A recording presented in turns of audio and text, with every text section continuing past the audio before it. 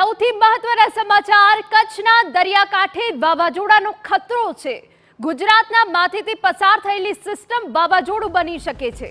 જમીન પરથી પસાર થયેલું ડીપ ડિપ્રેશન વાવાઝોડું બની શકે છે તેવી વિગતો મળી રહી છે। ગુજરાતમાં છેલ્લા 4 દિવસથી ડીપ ડિપ્રેશને તબાહી મચાવી છે। જેમાં દ્વારકાનો વિસ્તાર આવી ગયો, જામનગરનો વિસ્તાર આવી ગયો અને પોરબંદરનો વિસ્તાર આવી ગયો કે જ્યાં ડીપ ડિપ્રેશન સ્થિર છે અને ત્યાં જ વરસાદે તબાહી મચાવી છે। આજે બપોરે 12 વાગ્યાની આસપાસ અરબી સમુદ્રમાં વાવાઝોડું બની શકે છે। હાલ આપને જણાવી દઈએ કે જે કચ્છની બોર્ડર છે ત્યાં ડીપ ડિપ્રેશન સ્થિર છે અને તે બાદ 12 વાગ્યાનો આ સમયગાળો છે જે આસપાસમાં અરબી સમુદ્રમાં વાવાઝોડું બની શકે। 80 થી 90 કિલોમીટરની ઝડપે પવન ફૂંકાઈ શકે છે। વાવાઝોડું પાકિસ્તાન અથવા ઓમાન તરફ જાય તેવી પણ શક્યતા છે અને આ સાથે માછીમારોને દરિયો ન ખેડવાની સ્પષ્ટ સૂચના છે। આપને એક સેટેલાઇટ મેપ બતાવી રહ્યા છે કે જ્યાં વાવાઝોડાનો ઘેરાવ આપ જોઈ શકો છો કે આસપાસના વિસ્તારમાં કેટલો ભારે પવન સાથે વરસાદ પડી શકે છે। આપને જણાવી દઈએ કે હાલ તો ગુજરાત ઉપર જે ડીપ ડિપ્રેશન સર્જાયું છે તેના કારણે વધુ આ ભયજનક સ્થિતિ બની છે।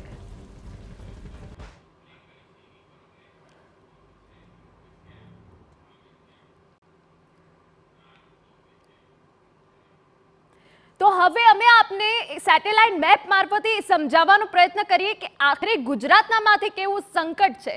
હવે અમે આપને સ્પષ્ટ બતાવી રહ્યા છે। આ જે આખો ઘેરાવ આપ જોઈ રહ્યા છો, આ ઘેરાવ આખો એ વાવાઝોડું છે। હવે ઘેરાવ પરથી એ અંદાજો આવી શકે કે આ વાવાઝોડું કેટલું તીવ્ર બની શકે। હવે હાલ જે આ ડીપ ડિપ્રેશન અમે આપને બતાવીએ તો આ ડીપ ડિપ્રેશન અત્યારે કચ્છની બોર્ડર પર છે, એટલે કચ્છની બોર્ડર સુધીનો ઘેરાવો છે અને તેના જ કારણે કચ્છ છે, પોરબંદર છે, રાજકોટ છે, દ્વારકા છે, જામનગર છે, એ સૌરાષ્ટ્રનો જે આખો વિસ્તાર છે આ ઘેરાવે આખા વિસ્તારને કવર કરી લીધું છે। એટલે કે ત્યાં ભારે પવન સાથે વાવાઝોડા સાથે વરસાદ રહેશે। જી હા, જે રીતે 12 વાગ્યાની આસપાસ આ વાવાઝોડું અરબી સમુદ્રમાં જશે, બીજી સેટેલાઇટ દ્વારા સમજવાનો પ્રયત્ન કરીએ મેપ દ્વારા કે આ ડીપ ડિપ્રેશન આવી રીતે આગળ વધ્યું છે અને હાલ એ કચ્છની બોર્ડર પર સ્થિર છે અને પછી 12 વાગ્યાનો આ જે સમયગાળો છે એ 12 વાગ્યાના સમયગાળામાં અરબી સમુદ્રમાં ડીપ ડિપ્રેશન વાવાઝોડામાં પરિવર્તિત થશે। પરંતુ એ સમજવું ખૂબ જરૂરી છે કે હાલ આ ડીપ ડિપ્રેશન અહીંયા સ્થિર છે, જેને સમય થશે 12 વાગ્યા સુધીનો, પરંતુ ત્યાં સુધી હજુ પણ ભારે વરસાદ પડી શકે છે, વાવાઝોડા સાથે વરસાદ પડી શકે છે અને તે બાદ જે છે ભારે વરસાદના કારણે તબાહી પણ આવી શકે છે।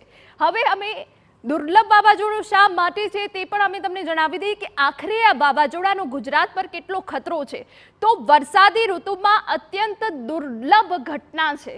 જી હા, અત્યાર સુધી જે વાવાઝોડા આવ્યા છે જે સપ્ટેમ્બર અને ઓક્ટોબરમાં આવ્યા છે, ઓગસ્ટમાં નથી આવ્યું। જમીન પરથી ખસીને સમુદ્ર તરફ આ વરસાદી સિસ્ટમ જઈ રહી છે। આપને જણાવી દઈએ અત્યાર સુધી સમુદ્રમાંથી જે વાવાઝોડું હતું એ જમીન ઉપર આવતું હતું અને ખતરો રહેતો હતો। ગુજરાત પરનું ડીપ ડિપ્રેશન વાવાઝોડામાં ફેરવાશે। 12 વાગ્યાનો આ સમયગાળો છે કે જ્યારે આ ડીપ ડિપ્રેશન અરબી સમુદ્રમાં ભળશે, વાવાઝોડું જમીન પર રચાશે અને અરબ સાગરમાં વિનાશ વેરશે। પરંતુ તે પહેલા જે કચ્છ સહિતના જે વિસ્તારો છે ત્યાં ભારે વરસાદની સંભાવના છે। જો કે હવામાન વિભાગ દ્વારા પણ રેડ એલર્ટ આપવામાં આવ્યું છે। છેલ્લા 80 વર્ષમાં ચોથી વખત આ રીતે વાવાઝોડું સર્જાશે, આ રીતે વાવાઝોડું રચાશે। જી હા, કે જે જમીન પરથી ખસીને સમુદ્ર તરફ જઈ રહ્યું છે, ના કે સમુદ્રથી જમીન તરફ આવી રહ્યું છે। વર્ષ 1944, વર્ષ 1964 અને વર્ષ 1976માં આ પ્રકારની ઘટના બની હતી કે જ્યારે જમીન પરથી ખસીને સમુદ્ર તરફ વાવાઝોડું ગયું હતું। અત્યાર સુધી આપણે જેટલા વાવાઝોડા જોયા છે એ સમુદ્રમાંથી જમીન તરફ આવે છે। હવામાન નિષ્ણાંતો માટે આ વાવાઝોડું સંશોધનની તક બની શકે છે। ખૂબ દુર્લભ આ વાવાઝોડું છે જે સર્જાવા જઈ રહ્યું છે, પરંતુ તેનો જે આખો ઘાટ, એનો જે આખો વિસ્તાર છે એ કચ્છ સહિતના સૌરાષ્ટ્રના વિસ્તારોને ધમરોડી શકે છે।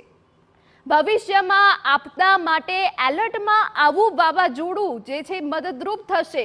સંશોધન બાદ ભવિષ્યમાં ક્યારે પણ આ પ્રકારની જો આપદા આવે છે તો અગાઉથી તે પ્રમાણેનું એલર્ટ મળી જશે. એટલું આ દુર્લભ વાવાઝોડું છે.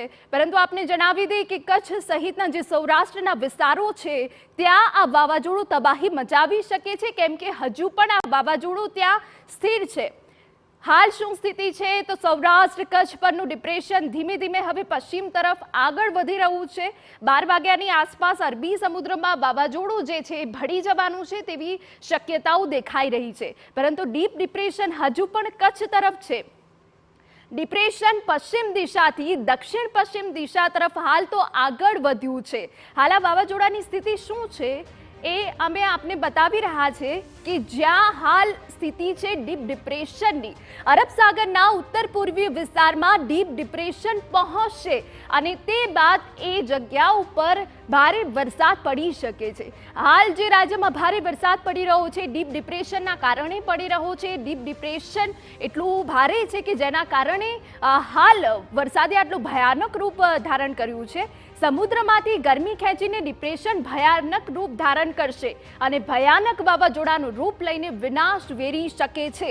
હાલ કચ્છની બોર્ડર ઉપર ડીપ ડિપ્રેશન સ્થિર છે, પરંતુ જે આસપાસના સૌરાષ્ટ્રના વિસ્તારો છે ત્યાં આ તબાહી મચાવી શકે છે. આ વાવાઝોડું ત્યાં ભારે વરસાદ લાવી શકે છે. કચ્છ, સૌરાષ્ટ્ર અને પાકિસ્તાનના કાંઠા વિસ્તારોમાં તેની સ્પષ્ટ અસર જોવા મળશે. સૌથી વધારે કચ્છમાં વિનાશ વેરી શકે છે, ભારે વરસાદ પડી શકે છે. સૌરાષ્ટ્રના જે વિસ્તારો છે જામનગર, દ્વારકા, પોરબંદર, રાજકોટમાં પણ ભારે વરસાદ પડી શકે છે. વાવાઝોડાને પગલે ગુજરાતમાં ધોધમાર વરસાદની શક્યતા છે.